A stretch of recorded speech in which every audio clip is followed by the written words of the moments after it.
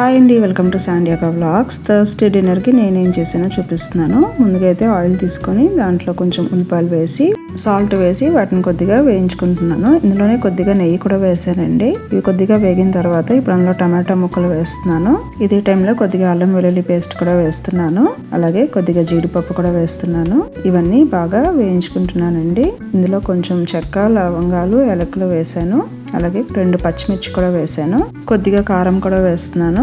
అలాగే కొంచెం పసుపు కూడా వేస్తున్నాను. ఇప్పుడు ఇవన్నీ బాగా మనం వేయించుకోవాలండి.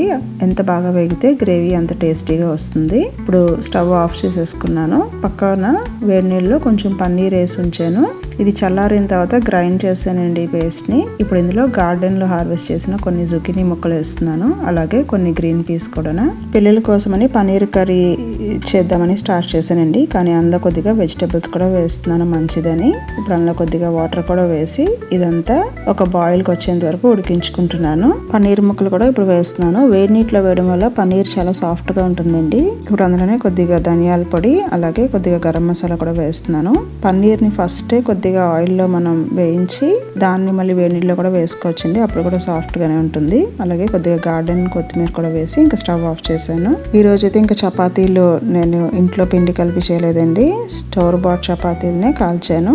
ఒక్కొక్కసారి కూర చపాతీ అన్ని చేయడానికి టైం సరిపోదు కాబట్టి ఇలాగా చపాతీలు నేను ఫ్రిడ్జ్ లో పెట్టుకుంటాను. అలాగే ఈ రోజు ఫ్రూట్ కి స్ట్రాబెర్రీ కూడా సర్వ్ చేశాను. ఇదండి మా డిన్నర్. Thank you.